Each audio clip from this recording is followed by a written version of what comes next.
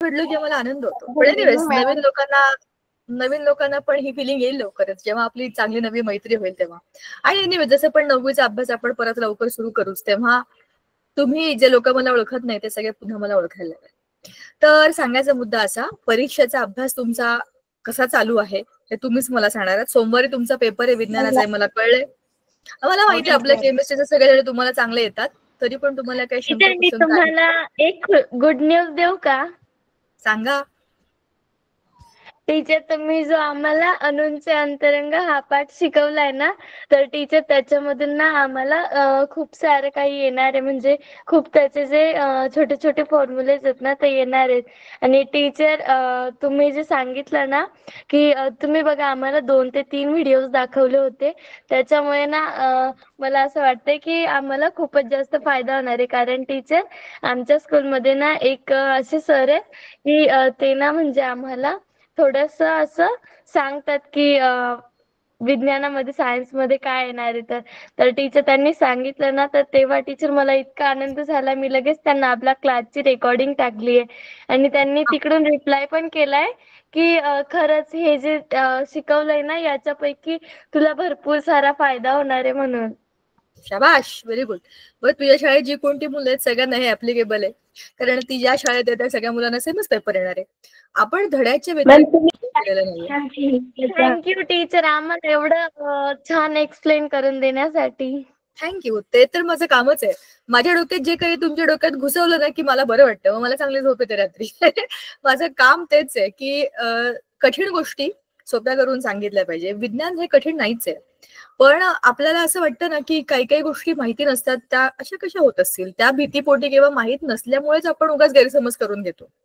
हा, पण हे झालं 10वी पर्यंतच्या विज्ञानाचं. ते पण 10वीत तुम्हाला जेव्हा खरे खरे त्यातल्या त्यात कठीण धडे येतील, तेव्हा तुम्हाला खरंच असं वाटेल की विज्ञान कठीण आहे.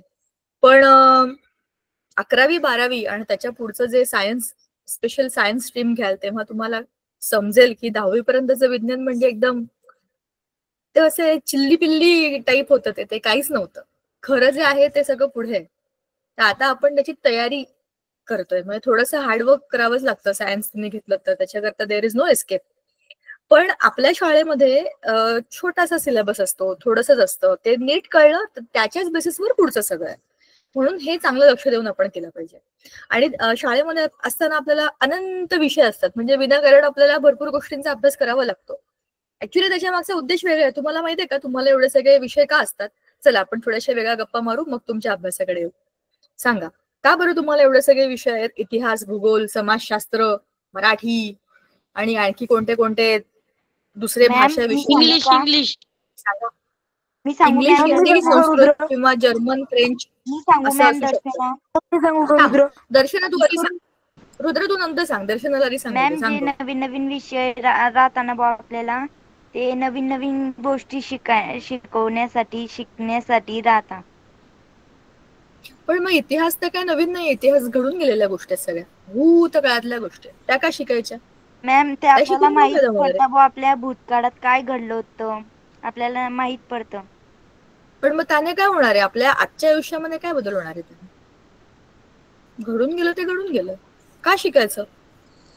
पण टीचर मी सांगतात ना, जे सांगू का रुद्र? रुद्र एक मिनिट, रुद्राला सांगू दे. हा, रुद्र सांग आधी. टीचर, कारण आपण पुढे जाऊन काही पण घेतलं तर ते आपल्याला थोडंसं असं समजायला पाहिजे म्हणून. बरं, पुढच्या अभ्यासासाठी सगळ्याचा थोडा अभ्यास शाळेत व्हावा म्हणून हे विषय असतात. बरं, ठीक आहे, एक मुद्दा ओके. बोला, अजून काय वेगळं? सांगू आदिती. आदिती, ऐश्वर्याला सांगू दे आधी. बोल ग. टीचर, त्यांनी असं म्हणजे गेल्या काळातले जसे व्यक्ती असतात ना, ते कसे सांगतात की आमच्या इथे अशी रीतिरिवाज होती, तसंच तुम्ही ते पुढे घेऊन जायचं. पण टीचर, ते तसं नसतं. ते फक्त अंधश्रद्धा असते. मग ते अंधश्रद्धा आपल्याला मिटवण्यासाठी आपण ते भूतकाळात जाऊन ते अंधश्रद्धा ते सगळं एकदा समजून घेणार, नंतर ना त्याच्या मागं काय कारण आहे ते शोधून त्यांना समजावून सांगणार, याच्यासाठी आपण शिकतो. बर, इतिहासातल्या काही गोष्टी ज्या आपल्याला कळल्या पाहिजे, त्याचं कारण काय ते कळलं पाहिजे म्हणून आपण ते शिकतो. बरं, अनुष्का सांग. आणि सांगून झालं की हात खाली घ्या. टीचर म्हणजे मोठे मोठे जे समाज सुधारक होते त्यांनी कोणते मोठे मोठे कार्य केलेले ते आपल्याला माहित झाले पाहिजे. बर, अदितीला पण काहीतरी बोलायचं होतं. मॅम मी सांगू का सोनाली? हा, अच्छा सोनाली, ओके. मॅम इतिहास वाचल्यामुळे ना आपल्याला भूतकाळातील ज्या घटना राहते ना त्या समजतात आणि आपल्या देशाची जी पण काही समाजाची जी पण काही आपण माहिती असते ना ती समजून घेतो. आणि जसं की जे कौशल्य वाढवणे, एखाद्या व्यक्तीची असं काही समजून वाढवणे ते इतिहास वाचल्यामुळे होतं. बरोबर. ऐका, आता मला माहितीये की तुम्हाला काही काही उत्तर द्यायचे, पण थांबा. आपल्याला फक्त इतिहास हा एकच विषय नाही आणि मुख्य विषय आपला विज्ञान आहे. मी इतिहास शिकवत नाही, पण प्रत्येक विषय जो आपण शाळेमध्ये शिकतो ते देण्यामागचं कारण आहे. तेजस, तुला काय बोलायचंय? अदिती सानप, बोला. थांब एक मिनिट, अदितीला सांग.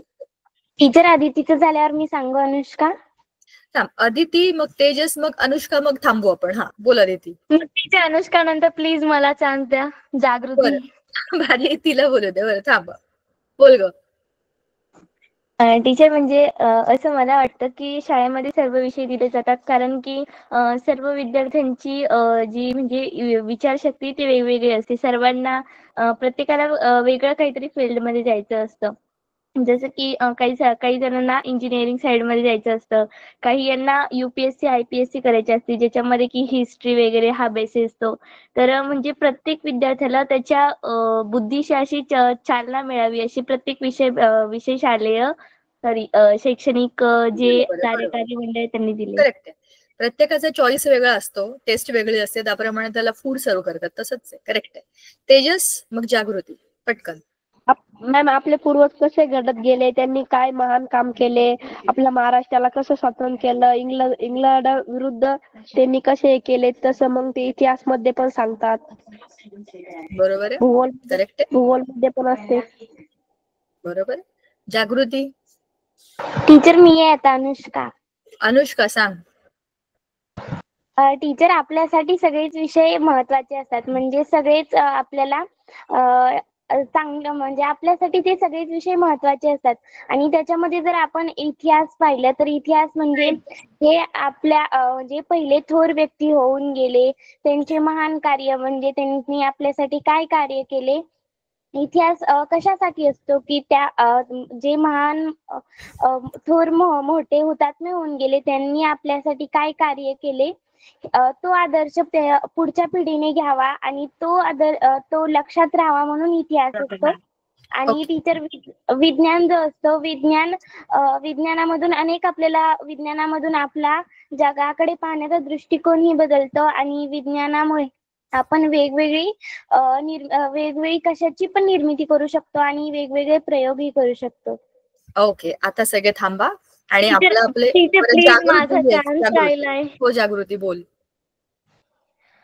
टीचर पुस्तकातील शिक्षण आपण याच्यासाठी घेतो कारण टीचर आपलं जे ज्ञान असतं, ज्ञान कौशल्य आणि जीवन जे काही असतं ना ते जगण्यासाठी आपली जी पद्धत आहे ना ती शिकण्यासाठी घेतो. म्हणजे टीचर तसं ते आपल्याला नवीन कल्पना आणि विचारसरणीशी परत परिचित करणे, ज्यामुळे आपण एक सक्षम आणि जबाबदार नागरिक बनू शकतो, अशामुळे आपल्याला शिकवतात. आणि टीचर त्याच्यामुळे आता अजून एक नवीन आलं नाही का आपल्याला CBSE पॅटर्न म्हणून, म्हणजे टीचर स्वतः व्यवसाय करा, आपण दुसऱ्यावरती अवलंबून नाही राहिलं पाहिजे. म्हणजे टीचर शासनाचा हा एकच धोरण आहे, त्यामुळे आपण हे शिकतो. बरोबर. आता थांबा, तुम्हीच बोलताय, मला कसं तरी वाटतं मी खूप वेळ झालं काहीच बोलली नाही. काय सांगू का? बोल. तुझ्यावरच अन्याय का? बोल. एकतर एक मुलगा आहेस तू, बोल. सगळ्या आम्ही महिला मंडळीमध्ये तू एकटाच, बोल. मॅम इतिहास म्हणजे ते मानव जीताच्या जीवन प्रवाहाचा अभ्यास असे आपल्याला म्हणता येतात. आणि इतिहासाचे प्राचीन, मध्ययुगीन व आधुनिक असे कालखंड असू शकतात. बरोबर. पण मला काय म्हणायचंय, बरोबर आहे, तुम्ही सगळ्यांनी जे मुद्दे मांडले सगळे बरोबर आहे. तुम्हाला एक वाक्य माहित आहे का? हिस्ट्री रिपीट्स इटसेल्फ, म्हणजे इतिहास स्वतःची पुनरावृत्ती करतो. आपला इतिहासच आपल्याला माहिती नसेल तर आपण कसे सक्षम असू शकतो ना. म्हणजे आपल्याला माहिती नाही की काय होऊ शकतं. ज्या गोष्टी ऑलरेडी घडलेल्या आहेत त्या कालांतराने पुन्हा घडतात, वेगळ्या रूपाने घडतात. आपल्याला आपला इतिहास माहित नसेल, आपल्या रूट्स माहिती नसेल तर आपण काय स्वतःला वाचवू ना. म्हणून आपल्याला आपल्या सगळ्या बेसिक पासून गोष्टी माहिती असायला पाहिजे असतात, आणि म्हणून इतिहास असतो. आपल्याच देशाचा नाही. हो हो, मला सुद्धा मयूर, सगळ्या देशाचा, वेगवेगळ्या देशांचा, सगळ्या जगाचा, मानवाच्या उत्क्रांतीचा, सगळ्याचा वेगवेगळ्या पद्धतीचा इतिहास, त्याने सांगितल्याप्रमाणे कालखंड आहेत त्याचे. भारताचा, फ्रेंच राज्यक्रांतीचा, अजून कुठल्या जर्मन, वेगवेगळ्या देशांचे आपले आपले इतिहास आहेत. आपल्या देशामध्ये जसा एक खूप आपला देश तर खूप प्राचीन देश आहे, पण आपल्या देशासारख्याच इतर देशांमध्ये पण काही काही लोकांचे संघर्ष होते. आपल्याला आश्चर्य वाटेल, आपल्याकडे आपण म्हणतो आपला देश भारत हा अनेक जाती धर्मांमध्ये विभागलेला आहे आणि अमुक आहे धमुक आहे, पण प्रत्येक देशामध्ये असं काही ना काही आहे. अगदी अमेरिकेसारख्या देशामध्ये पण काळे आणि गोरे हा भेद आतापर्यंत होता. तिथे तर लोकांच्या वेगळ्या कॉलनी होत्या, म्हणजे काळे गोऱ्यांकडे येणार नाही, गोरे काळ्यांकडे येणार नाही.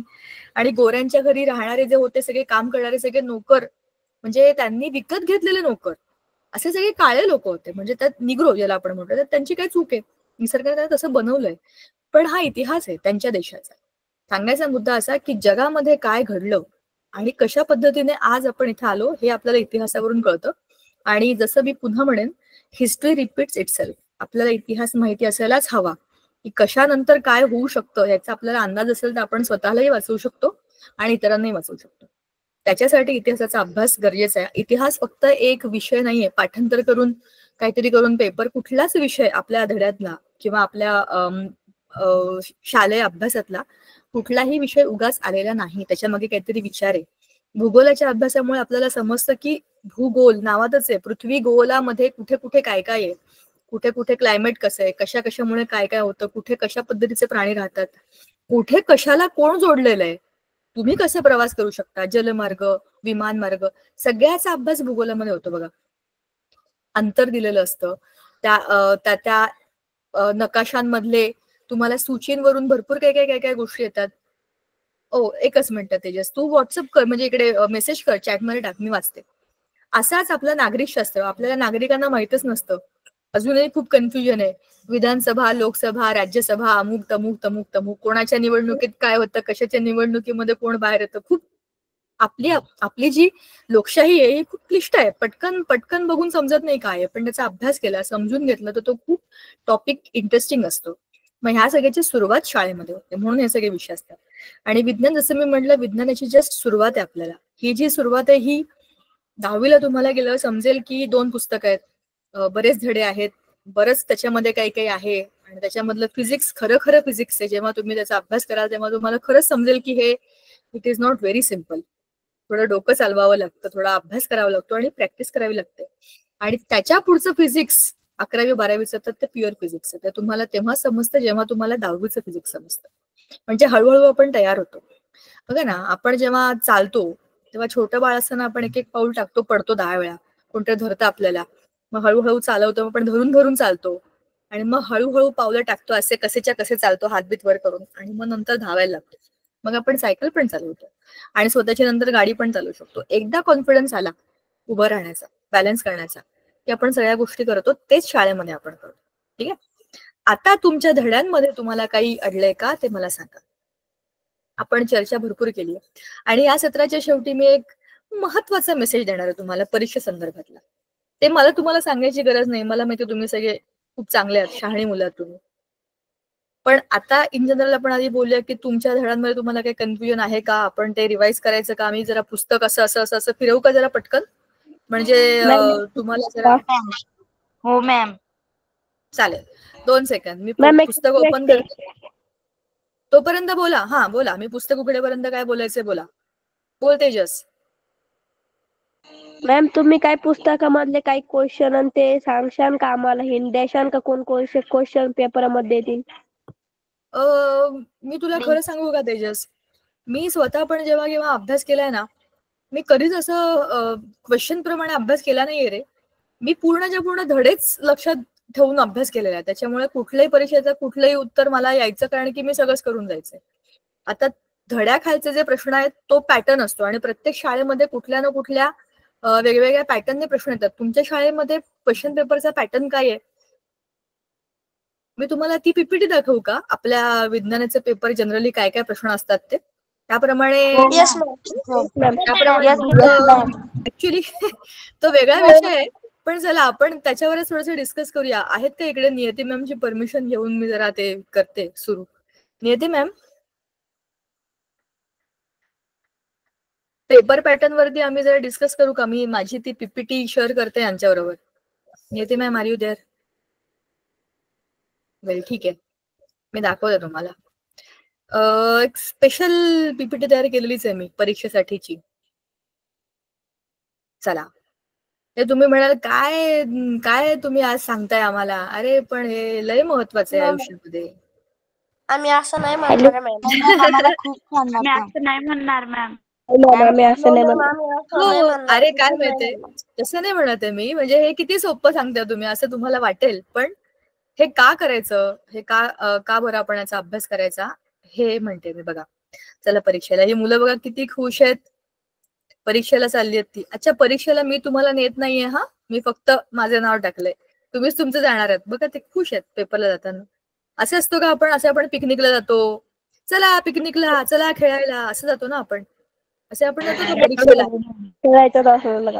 हा, असं आपण जायला पाहिजे परीक्षेला. थांबा, आता मी कॅमेरा ऑन करते. I am onning my camera, onning. चला, आता तुम्हाला मी पण दिसेल. तर परीक्षेला जाताना आपण असं मस्तपैकी आनंदाने जायला पाहिजे. का बरं? हो मॅम, मी खूप खुश राहते. चांगली गोष्ट आहे. परीक्षा म्हणजे काय, हे सगळं आपण अनुभवतो. बघा, भयंकर स्ट्रेस असतो. बोला. तुम्ही एवढ्या दिवसानंतर क्लास का बरं घेतला? अरे आपला सगळा अभ्यास झाला ना, रिव्हिजन पण झालं. आता तुमची परीक्षा सुरू झाली ना, तोंडी परीक्षा, लेखी परीक्षा, म्हणून नाही मॅम घेतला. क्लास घ्यायचा ना. तरी पण क्लास घेऊ आपण, डोंट वरी. तुमच्या सुट्टीमध्ये आपण सायन्स क्लबचे लेक्चर घेऊ, तेव्हा मी नक्की तुमचे क्लास घेईन. ठीक आहे? Okay ma'am.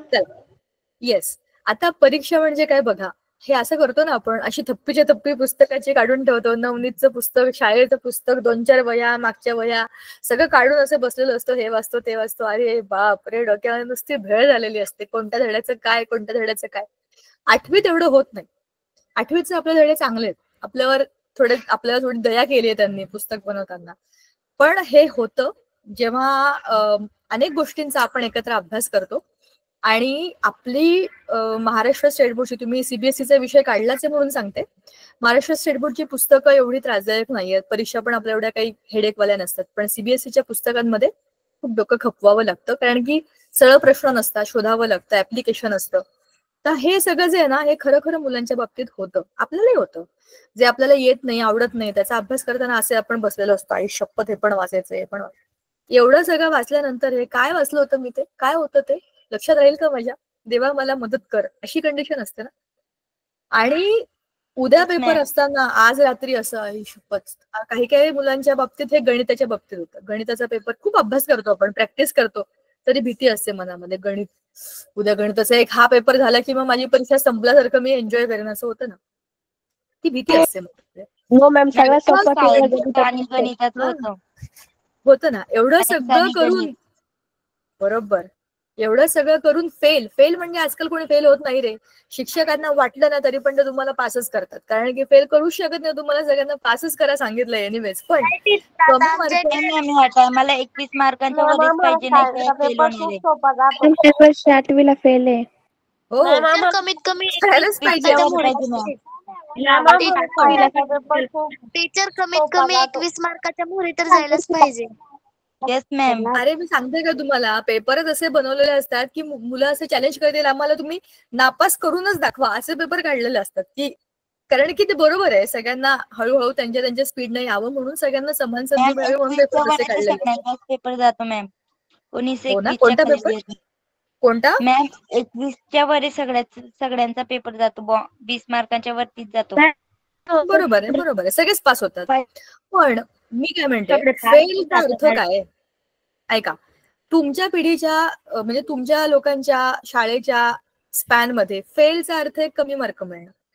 कमी मार्क मिळाले की आपल्याला ज्या हव्या त्या गोष्टी करता येत नाहीत, म्हणजे फेल झालो आपण. एवढा मी प्रयत्न केला, पाठ केलं, लक्षात ठेवलं, लक्षात ठेवण्याचा खेळ खेळलो, स्ट्रेसमध्ये होतो, तरी पण मला कमी मार्क मिळाले. आता पुढच्या सगळ्या परीक्षेला मला रिजल्ट का डर होगा ना मेरे मन में, इतना पढ़ाई करके भी ये हालत हो गई भाई, तो अब मैं क्या करू, असं होऊ शकतं. मग परीक्षेची भीती वाटायला लागते. पण परीक्षा म्हणजे यापैकी काहीच नाही. परीक्षा म्हणजे स्वतःला शोधायची संधी आहे. आणि विज्ञान म्हणजे काय, हे सगळं आपण विज्ञानाच्या पेपर बद्दल बोलतोय ना, तर विज्ञानामध्ये काय असतं, हे सगळं असतं. भौतिकशास्त्र, रसायनशास्त्र आणि जीवशास्त्र. आजूबाजूला असलेल्या सगळ्या भौतिक गोष्टी, हवा, पाणी, लाईट, ध्वनी, बरोबर, ग्रह, तारे, पृथ्वी, पृथ्वीच्या आतल्या गोष्टी, गुरुत्वाकर्षण, चुंबक, ह्या सगळ्या गोष्टी भौतिकशास्त्रामध्ये येतात. पण त्या गोष्टी कसल्या बनल्या आहेत, त्याच्यामध्ये काय अणू आणि रेणू आहेत, त्यांची रचना कशी आहे, एकमेकांना का परस्पर आकर्षित करतात, कसे त्यांच्यामध्ये केमिकल बॉन्डिंग होते, हॅलो मॅम. रसायन, ऍसिड, सॉल्ट. बोला मॅम प्लीज, बोल. रिअली सॉरी, मला तुमचा क्लास करायचा होता, पण आज नेमकंच नेट आणि चार्जिंग पण सरली. नो प्रॉब्लेम बाळा, तू नंतर रेकॉर्डिंग बघ, काही प्रॉब्लेम नाही. तर अशा पद्धतीने, हो चालेल, बाय मॅम, गुड नाईट. अशा पद्धतीने रसायनांचा, गुड नाईट, रसायनांचा अभ्यास म्हणजे रसायनशास्त्र. आणि आपलं शरीर ज्या प्रत्येक छोट्या छोट्या पेशीने बनलंय, त्या पेशींचा अभ्यास, हा, microscopic to huge animals like whales, असा सगळा विस्तृत लिव्हिंग थिंग्स, त्याच्यामध्ये प्लांट्स आहेत, ॲनिमल्स आहेत, मायक्रो ऑर्गॅनिझम्स आहेत, अशा सगळ्यांचा अभ्यास म्हणजे बायोलॉजी, म्हणजेच जीवशास्त्र. त्या सगळ्याचा एकत्रित आपण काय टर्म म्हणतो, विज्ञान, विशेष ज्ञान. आपल्या आजूबाजूला असलेल्या गोष्टींबद्दल आपल्याला थोडीशी जास्त माहिती, विशेष माहिती, त्याला आपण विज्ञान म्हणतो.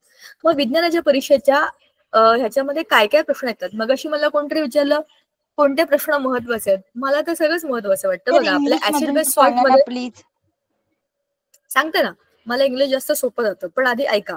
तुमच्या ऍसिड बेस सॉल्ट मध्ये आम्ल, आम्लारी आणि आम्ल आणि आम्लारीची ओळख असा धडा आहे ना, आम्ल आणि आम्लारीची व्याख्या, त्याच्यानंतर इंडिकेटर्स म्हणजे आपण त्याला काय म्हणतो, निर्देशक, त्याची व्याख्या, त्याच्यानंतर सगळ्यात शेवटची टीचर आम्हाला ना मॅडमने असे 10 प्रश्न दिलेले, त्यात पण हे आलेलं, आणि मॅडमने म्हटलं की फायनल पेपरला पण असं येऊ शकतं. करेक्ट आहे. आणि सगळ्यात शेवटी आहे न्यूट्रलायझेशन रिएक्शन, म्हणजे काय म्हणतात त्याला मराठीमध्ये, उदासीनीकरण, त्या अभिक्रियेची व्याख्या. ह्या सगळ्या व्याख्या आहेत. व्याख्या पानभर नसतात, छोटूसं वाक्य असतं, त्याच्यामध्ये सगळा अर्थ लपलेला असतो. त्या व्याख्येतनच आपल्याला समजतं की कन्सेप्ट काय आहे. छोटूशी, व्यवस्थित, सुटसुटीत, पण पूर्ण अर्थ असलेली एक टर्म किंवा एक सेंटेन्स किंवा 2 सेंटेन्सेस, त्याला व्याख्या म्हणतो. एका वाक्यात उत्तरं ही आपण आपल्या मनाने लिहू शकतो. त्याच्यामध्ये व्याख्यासारखं तेच पाठ करून लिहायचं असं नसतं. एखादी गोष्ट मला जशी समजली तशी मी लिहू शकते, तेवढी लिबर्टी मला एका वाक्यात उत्तरामध्ये असतं. वाक्य एकच असतं, पण माझ्या मनाने मी ते लिहू शकते. बरं, कारणे द्या, ह्याच्यामध्ये कारणे द्यामध्ये काय आहे, एखादं वाक्य आहे, त्याची तुम्हाला कारणं द्यायची. उदाहरण आहे, आपण अधिकाधिक झाडे लावायला हवी, आपण अधिकाधिक झाडे लावायला हवी, कारणं द्या. माईक ऑन करा आणि बोला पटापट. ऑक्सिजन मिळतो. करेक्ट. हो का टीचर, आपल्याला जास्त करून ऑक्सिजन मिळतो त्यापासून. ऐका, ऑक्सिजन मिळतो हे उत्तर झालं, तो परत द्यायचं नाही, दुसरं उत्तर द्या.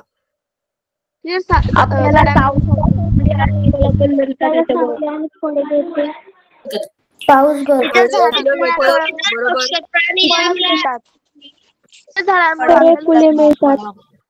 ऐका, झाडामुळे फळं, फुलं, पानं हे मिळतात, झालं. ऑक्सिजन मिळतो, फळं, फुलं, पानं मिळतात. टीचर मी सांगू का, टीचर सावली पण मिळते, सावली मिळते, शाबाश, सावली मिळते, बरोबर. अजून टीचर मी सांगू का, कार्तिक सांग ना, मला कोणीच दिसत नाही, बोला. प्राण्यांसाठी राहण्यासाठी जागा होते, ते जंगल तोडलं तर आपल्या वस्तीत येऊ शकतात. बरोबर. इतर सजीवांचं पण ते हॅबिटेट आहे, त्यांचं राहण्याचं ते सुरक्षित जागा असते. बरोबर आहे, बरोबर. अजून पाऊस पडतो झाडांमुळे, पावसासाठी पण झाडं लावली पाहिजे. माती धरून ठेवते झाडांची मुळं, त्याच्यामुळे त्याच्यासाठी सुद्धा मृदेचे संवर्धन करण्यासाठी सुद्धा झाडं लावायला पाहिजे. शिवाय क्लायमेट म्हणजे थंडावा राहण्याकरता, निसर्ग चक्र बरोबर चालण्याकरता सगळीकडे झाडं लावायला पाहिजे. वाक्य एकच होतं की नाही, आपण अधिकाधिक झाडं लावायला पाहिजे. कारण तुम्ही सांगितले, म्हणजे काय, एखाद्या वाक्याला तुम्ही का बरं त्याला स्पष्टीकरण देताय की हे असं असावं, तुम्ही त्याच्या बाजूने बोलताय, ती कारणं द्या. 3 मार्काला असेल तर आपण जनरली 6 मुद्दे लिहितो. 2 मार्काला असेल तर आपण 4 मुद्दे लिहितो. अर्ध्या मार्काला एक मुद्दा असतो आपल्याकडे, एक पॉइंट. बरोबर. आता आकृती काढणे हा आपल्या विज्ञानाच्या परीक्षेतला पेपर मधला महत्वाचा घटक असतो. जनरली आपण याच्याकडे फार लक्ष देत नाही, पण हे महत्वाचं असतं. याच्यामध्ये चित्रकलेची परीक्षा नाहीये, ह्याच्यामध्ये विज्ञानाचीच परीक्षा आहे. तुम्हाला ती संकल्पना किती समजली ही तुमच्या चित्रामधून दिसली पाहिजे. तुमचं चित्र खूप सुंदर नसलं तरी त्याच्यामध्ये कंटेंट काय तो दिसला पाहिजे. पेन्सिलनेच चित्र काढायचंय, पेनाने काढतो घाई झाली नाही, पेन्सिलनेच काढायचं. त्याच्याभोवती एक मस्त पेन्सिलने बॉक्स काढायचा आणि उजव्या बाजूला बाण करून करून प्रत्येक गोष्टीचं उत्तर लिहायचं. उदाहरणार्थ मी अमिबाचं चित्र काढलं. अमिबा माहितीये तुम्हाला, एक सिंगल सेल अॅनिमल आहे. त्याच्या मध्यभागी केंद्र सायटोप्लाझम आहे. टीचर पण त्याचे एका आकृतीचे छोटे छोटे पार्ट असतात, ते ध्यानात नाही राहिले तर. मग तेच आहे, एका आकृतीला नाव द्यायचं. त्याच्यामध्ये छोटा भाग असेल, खाली एक ऍरो करा, छोट्या भागाचं वेगळं चित्र काढा, त्याला नावं द्या. तुमचं चित्र बघून प्रश्नपत्रिका काढणाऱ्या माणसाला आणि उत्तर चेक करणाऱ्या माणसाला समजलं पाहिजे की तुम्हाला कळलंय की तुम्ही काय काढलंय आणि का काढलंय आणि सुटसुटीत काढलंय. कुठल्याही गोष्टीला चित्र आपल्या आकृतीमध्ये कुठेच पेन नाही वापरायचं, सगळं पेन्सिलने करायचं. तो सगळा पार्टच पेन्सिलचा असतो, कारण ती आकृती आहे. ठीक आहे.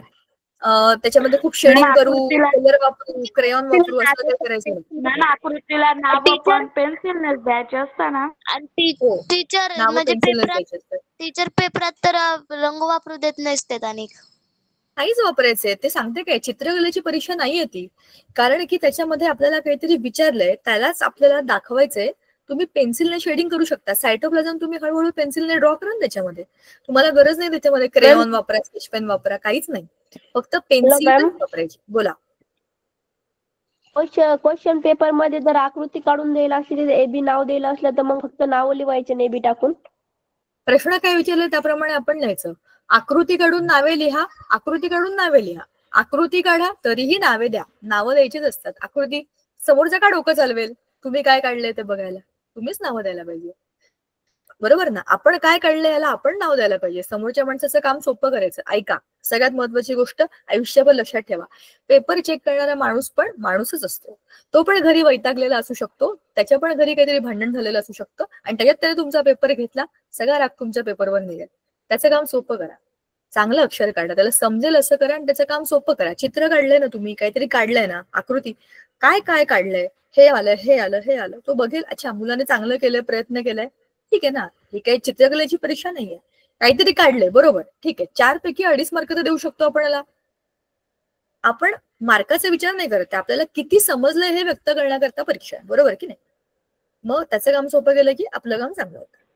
थोडक्यात उत्तरे द्यामध्ये थोडक्यात उत्तर द्यायची असतात. 4-5 मुद्दे एकत्र करून मोठं उत्तर असतं.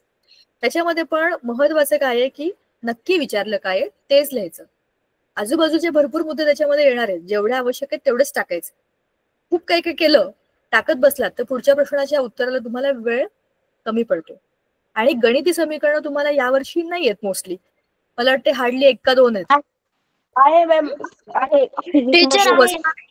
श्वसन प्रकाश संश्लेषण 2च आहेत ना. हो. बाकी तुम्हाला काही मोठे इक्वेशन नाही आहेत, पण तुम्हाला गणिती समीकरण सोडवायला येतील जेव्हा तुम्ही 9वी 10वीत जा. तर ते फॉर्म्युला टाकून ते सोडवायचे असतात, जसं आपण गणित सोडतो ना सेम तसंच. मग ते त्या पद्धतीने सोडवायची, काही कठीण नसतात ती, पण त्या कन्सेप्ट असतात त्या बरोबर फिजिक्स मध्ये आहे की ते बरोबर येतं. फिजिक्स मध्ये असतं बरोबर. हेच सगळे प्रश्न असतात. बोला. टीचर आज आमचा सायन्सचा पेपर होता ना, तर त्यातलीच म्हणजे सगळे क्वेश्चन आहे. हेच सगळे आले होते ना. हो टीचर. अजून काय वेगळं आलं होतं का ते मला सांग, तर मी ऍड करेन त्याच्यामध्ये. तुमच्या शालेय परीक्षा थोड्या वेगळ्या असतात. जनरल मी ह्या सगळ्या जनरल पेपर पॅटर्नच्या हिशोबाने करते. टीचर याच्यामध्ये फक्त फरक स्पष्ट करा हा एक क्वेश्चन आला होता टीचर. ओके, फरक स्पष्ट करा. बरोबर आहे, बरोबर, करेक्ट सांगितलंस. 2 वेगवेगळ्या गोष्टी असतात त्यात, हे काय करेक्ट आहे. दोघांमधले साम्य आणि भेद असतात, ते पण भेद लिहायचे असतात. Correct teacher. हे लक्षात घ्या. ते मॅम जोड्या लावायच्या असतात मॅम. काय रे, काय कोण काय काय बोलतंय, बोला. जोड्या लावायच्या असतात, जोड्या लावा, बरोबर. रिकाम्या गायण्याच्या जागा जागी भरा. उभ्या जोड्या लावा, वेगळं बाजूला काढा, रिकाम्या जागा भरा. बरोबर. आणि अजून एक असतं ना ते टीचर ह्यातील फरक वेगळ्या स्पष्ट करा. बाजूला काढा. टीचर फरक स्पष्ट करा. बरोबर बरोबर, योग्य अयोग्य पण करेक्ट. हे सगळे एक एक मार्काचे असतात. क्वेश्चन नंबर 1 मधले तो जनरली आपला चांगला असतो प्रश्न, तिथे उत्तर असतात, त्यात आपण पटपट लिहू शकतो. बाकी हे सगळे जे मी सांगितलं ना, ही सगळी मोठी लेखी उत्तर आहेत. लेखी उत्तर म्हणजे त्याच्यामध्ये आपल्याला सगळं लिहायचं असतं. त्याच्यामध्ये फरक स्पष्ट करामध्ये आपल्याला 2 भागात ते लिहायचं असतं, ते बरोबर आहे. बाकी सगळं आपल्याला तिथलं तिथे क्वेश्चन नंबर 1 मध्ये सगळं मिळून जातं. ह्या गोष्टी लक्षात घ्या. पूर्ण करा मॅम. आकृती पूर्ण करा.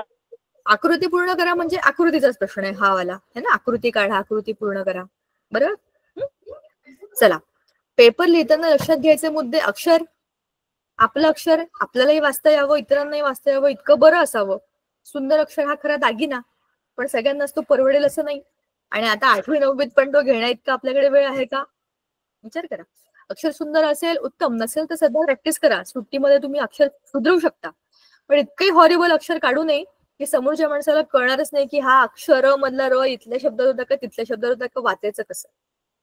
इतकं काम कठीण नाही करायचं, त्याचा राग निघतो आपल्या मार्कांवर. शेवटी हे मार्कांकरता नाहीये, आपलंच एक बघा, पेपर चेक करणारा माणूस आपल्याला ओळखत नाही चेहऱ्याने. शाळेमधलं म्हणत नाही बरं का मी, बोर्डाच्या परीक्षेचा म्हणते. तो आपल्याला चेहऱ्याने ओळखत नाही, त्याला आपली शाळा माहिती नाही. त्याच्या समोर आपला पेपर असतो, पेपरवरूनच तो आपल्याला जज करतो की आपण कोण आहोत आणि आपण कसं आहोत. तर आपली ओळख चांगल्या गोष्टीसाठी व्हावी आणि चांगली व्हावी ह्याच्यासाठीच प्रयत्न करायचा आहे आपल्याला, बरोबर ना. समास, दोन्ही बाजूला पेन्सिलने छान समास आखून आतमध्ये चांगलं सुटसुटीत पेपर लिहायचा. म्हणजे 2 ओळी लिहायच्या, 2 ओळी सोडायच्या असं करायचं नाही. अर्ध्या मध्येच लिहायचं, इकडे सोडलं असंही वाया घालवायचं नाही. पूर्ण पेपर वापरायचा, पण दोनही बाजूला रेषा आखल्या की मधल्या याच्यामध्ये एकसारखा पेपर लिहिला जातो, ठीक आहे. आणि कोपऱ्यात कुठे फाटला, बंडल करतात ना असे पेपरचे, त्याच्यामध्ये आपले कोपऱ्यातले महत्वाचे शब्द कापले गेले, फाटले गेले असं होत नाही. वेळेचं नियोजन हे महत्वाचं आहे. आपल्याला असं वाटतं 2 तास पेपर आहे, मी आरामात लिहीन. 2 तासातले 20 मिनिटं कधी येऊन राहतात समजत नाही आपल्याला. आपण आरामात सुंदर अक्षर काढण्याच्या याच्यामध्ये लिहित राहतो आणि मग शेवटच्या 20 मिनिटांमध्ये असं पळवतो ना पेपरमध्ये की कुठला काय, ते डॉक्टर कसे लिहितात ना, ते केमिस्टलाच कळतं. तसंच आपण पेपरच्या शेवटच्या पानावरती आपलं अक्षर पहिल्या पानावरचं शेवटच्या पानावरच असं एकदम बदललेलं असतं. पण वेळेचं नियोजन केलं, सुरुवातीपासून एक स्पीड पकडला तर शेवटपर्यंत चांगला पेपर लिहिता येतो. आणि हे फक्त विज्ञानाचं नाही, मी भाषा विषयांचं पण म्हणते. स्पेशली निबंध लिहा, पत्र लिहा, शेवटच्या प्रश्नांच्या वेळेला वाटेल तसं आपण, म्हणजे मग ते अक्षरशः किडे, मुंगी, मुंगळे असं ते अक्षर दिसायला लागतं. पण सुरुवातीपासून एक स्पीड मेंटेन करायची, आता लिहायची सवय पाहिजे. मात्र पेपर लिहित सोडवत गेलो ना आपण, तर वेळेचं नियोजन आपोआप करता येतं. आपल्याला समजतं आपल्याला किती वेळ लागतो. आणि उन्हाळ्यातली काय की तुम्हाला घ्यायलाच पाहिजे. मस्तपैकी कडक उन्हाळ्यामध्ये पेपर लिहितो आपण, मस्त पाणी वगैरे घेऊन जायचं तिकडे, छानपैकी टॉवेल थोडासा ओला करून घ्यायचा, डोळ्यावर वगैरे ठेवायचा. खूपच दुपारच्या वेळेला पेपर असेल तर जरा जास्त काळजी घ्यायची. आणि स्वतःचं परीक्षण करण्याकरता पेपर आहे, हे सगळ्यात महत्वाचं आहे. बघा, कुठलीही आयुष्यातली परीक्षा असते ना, आपल्या शाळेमधली, कॉलेजमधली कुठलीही परीक्षा मार्कांसाठी नाहीये. आपण सगळेच एक प्रकारच्या रेसमध्ये धावतोय, पण आपल्याला काय नवं कळलं ह्याचा विचार आपण करतो का? 7वीत असताना मला जो धडा माहिती होता त्याच्यातलं नवीन मला यावर्षी काहीतरी कळलं. मला काय कळलं हे चेक करण्याकरता मी आज पेपरला जाईल. हा विचार करून तुम्ही गेलात ना, तुमचं लक्ष जाणार नाही ह्याने काय लिहिलं, त्याने काय लिहिलं, ह्याचं उत्तर ह्याने बी लिहिलंय का, मला तर सी वाटतंय, ह्याने काय लिहिलंय का, मला सांगशील का, असं काहीच डोक्यात येणार नाही. स्वतःचं परीक्षण करण्याकरताच मी अभ्यास करतो, मी स्वतःचा अभ्यास करून जातो आणि मला माहितीये की मी काय अभ्यास केला. 200% स्वतःवर कॉन्फिडन्स असला ना, बाकी दुनिया गई भाड में. 3 तास आपण आणि आपला पेपर, बरोबर ना. मग तुम्हाला कोणी हरवू नाही शकत. मी सांगते तुम्हाला, कुठल्याही परीक्षेमध्ये, एमपीएससी, युपीएससी, कुठली परीक्षा द्या, बोला बोला. टीचर, आमच्या स्कूलमध्ये ना सरांजवळ आता जे बोर्डाचे पेपर आहेत ना, तर ते चेकिंगला आले होते. तर त्यांच्यापैकी ना एक पेपर म्हणजे सरांनी आम्हाला असं सांगितलं की ज्याचं पहिलं पेज जे होतं ना, पहिल्या पेजवरचं जे अक्षर होतं ना, ते लास्ट पेज पर्यंत होतं. आणि टीचर म्हणजे इतकं छान पेपर लिहिलेला होता त्या दादाने की टीचर म्हणजे त्याच्यातला एक मात्रा आणि एक विलांटी सुद्धा अशी चुकलेली नव्हती, एक शब्द सुद्धा त्याचा चुकलेला नव्हता. तर टीचर छान. पूर्ण पेपर त्याने इतका छान लिहिलेला होता ना. आणि टीचर आम्हाला ना, सरांनी तो पेपर दाखवला तर टीचर आम्हाला खूप छान वाटला होता तो पेपर बघून. Teacher Correct. इतकं छान अक्षर होतं ना, खूपच. बरोबर आहे. आता अशा चांगल्या गोष्टी तुम्ही बघत राहिलात ना, तुम्हाला समजेल की आपण कुठे आहोत आणि आपल्याला आणखीन काय छान करता येईल. पण मी तुम्हाला काय सांगितलं, तो महत्वाचा विषय आहे. सुंदर अक्षर, चांगला पेपर, आपलं प्रेझेंटेशन हे सगळं असतं. पण सगळ्यात महत्वाचं पेपर का असतात, परीक्षा का असते, परीक्षा स्वतःला चेक करण्याकरता असते. त्यातनं मिळालेले मार्क मला किती ज्ञान आहे ह्याच्याकरता असतात, मी किती पाठांतर करून किती लिहून आलो याच्याकरता नाहीयेत. त्या परीक्षांचा उपयोग तुमच्यासाठी परिस्थिती हळूहळू बदलत चाललेली आहे. कॉम्पिटिशन, स्पर्धा, एमपीएससी, युपीएससी तुम्ही म्हणालात तसं, किंवा नवोदय तुमच्यापैकी बऱ्याच लोकांनी दिली असेल, किंवा आणखी वेगळ्या बऱ्याच स्पर्धा असतात. त्याच्यामध्ये तुम्हाला जायचं असेल तर तुम्हाला स्वतःचं परीक्षण त्याच्यामध्ये होतं. तुमचं हे शाळेतले मार्क आणि 100 पैकी 90 मार्क, 92 मार्क ही सवय आहे. मला एवढा अभ्यास आहे, तो माझा मी 200% करून जाणार आणि तसाच मी पेपर लिहिणार, ही सवय आहे. आणि तीच स्वतःचं परीक्षण आहे. हे माझ्या शाळेमध्ये असताना पण मी केलंय. आमच्या शाळेमध्ये तर अर्ध्या मार्कावरून भांडणं व्हायची. आमचा वर्ग असाच वर्ग होता, जसं मी तुम्हाला नेहमी म्हणते ना, मी त्याच वर्गातली विद्यार्थिनी आहे. त्याच्यामुळे मला माहितीये की किती भारी असतं शाळेमधलं सगळं. आणि मी सगळं केलं होतं शाळेमध्ये असताना, म्हणून मला माहितीये की प्रत्येक गोष्टीची काय व्हॅल्यू असते. आपण घडतो ना, त्याच्यामुळे आपण शाळेतच घडतो. आमच्या शाळेमध्ये स्वतःचं परीक्षण म्हणजे मी सांगते ना, 100 मार्काचा संस्कृत होता आम्हाला. अर्ध्या मार्काकरता पहिला नंबर गेला म्हणून, आणि मुलं वर्सेस मुली अशी कॉम्पिटिशन होती. पहिलं कोण येते, मुलांमधनं का मुलींमधनं, अशी टशन असायची. पण त्याच्यामुळे आम्हाला माहित होतं की आपल्याला अभ्यास करायचा आहे आणि आपल्याला हरवायचंय समोरच्याला. हरवणं जिंकणं हा फक्त एक भाग होता. आपण त्या वयामध्ये एकदम असे नाही मला करायचंय, मला करून दाखवायचंय अशा याच्यामध्ये असतो. पण त्याची सवय लागल्यामुळे आम्ही खूप अभ्यास करायचो, आम्ही खूप लिहायचो. अरे माझ्या 10वीच्या वेळेला तर माझ्या बाबांच्या ऑफिस मध्ये काही काही असे रद्दी पेपर असतात ना, त्यांना म्हटलं रद्दी पेपर घेऊन या, मला रद्दी पेपर हवेत. ते म्हणाले काय मुलगी आहे, काय मागून मागते रद्दी पेपर. म्हटलं मला 1 साइड ब्लँक पेपर पाहिजेत. तर असे असतात ना झेरॉक्स वगैरे केलेले असे 1 साइड रद्दी पेपर, ते सगळे स्टेपल करून मी त्याची माझ्याकरता रफ वही केली होती. आणि 2-3 दिवसात ती वही संपायची. मी त्याच्यावर सगळे गणिताचे प्रॉब्लेम सॉल्व्ह करत राहायचे. पण सांगायचा मुद्दा असा होता की त्याच्यामुळे आपल्याला आपला स्पीड कळतो, किती वेळामध्ये आपला पेपर पूर्ण होतो हे कळतं. आणि हा आपल्यालाच करावा लागतो, ह्याला स्वाध्याय म्हणतो आपण, स्वतःचा अभ्यास. तो तुम्ही सगळे ऑलरेडी चांगले करताय मला माहिती आहे. म्हणून स्वतःचं परीक्षण करण्याकरता परीक्षा द्या. तुम्हाला नव्याने काय कळलं हे तुम्हाला कळलं पाहिजे. तुम्हाला कोणी विचारलं काय होतं त्या धड्यामध्ये, तुम्हाला सांगता यायला पाहिजे काय होतं त्या धड्यामध्ये. बरोबर ना, काहीतरी होतं, वाचलं होतं, लक्षात नाही, असं नाही. असा अभ्यास उपयोगाचा नाही. आणि ह्या गोष्टी टाळा. प्रश्न समजून न घेता उत्तर देणं. सगळा धडा करून गेलोय मी आणि मला सगळंच येतंय आणि प्रश्न चुकीचा वाचला आणि लिहून गेला, कुठेतरी वेगळंच लिहून आलो.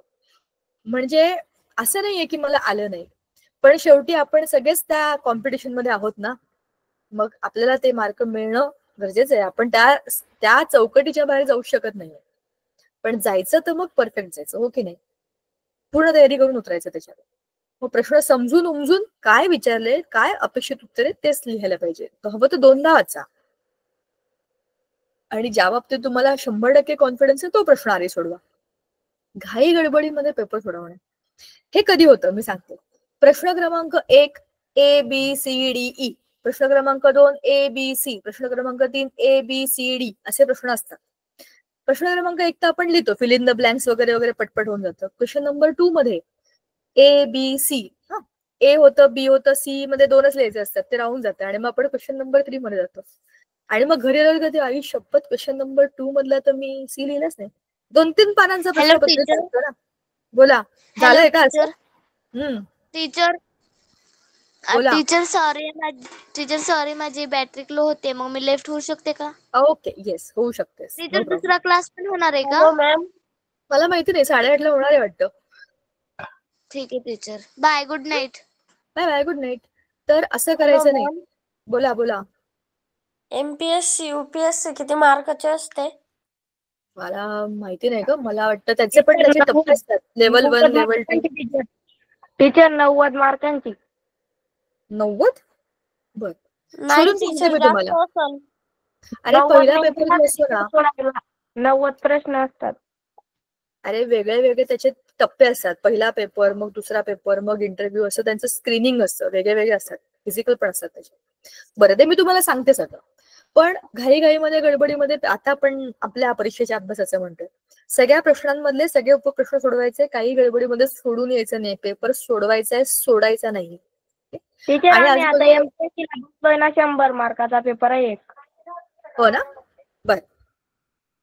आजूबाजूला लक्ष द्यायचं नाही. कोण वर्गाच्या बाहेर फिरतंय, सर काय बोलतायत, पेपर दिले का, सप्लिमेंट आले का, स्टेपलर काय, काही आपण त्याच्यामध्ये डोकं घालायचं नाही. पेपर आपला, वेळ आपला, आपण तिथे डोकं घालायचंय.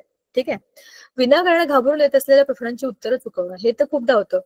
आपल्याला माहिती असतं प्रश्न क्रमांक 4 पर्यंत आपल्याला सगळं येतं, 5व्यातलं 1-2 आपल्याला येत नाही. थोडंसं कन्फ्युजन आहे. त्या कन्फ्युजनमुळे आपण पहिले 4 घाबरून घाबरून लिहून टाकतो आणि येत असून पण चुकवतो. असं करायचं नाही.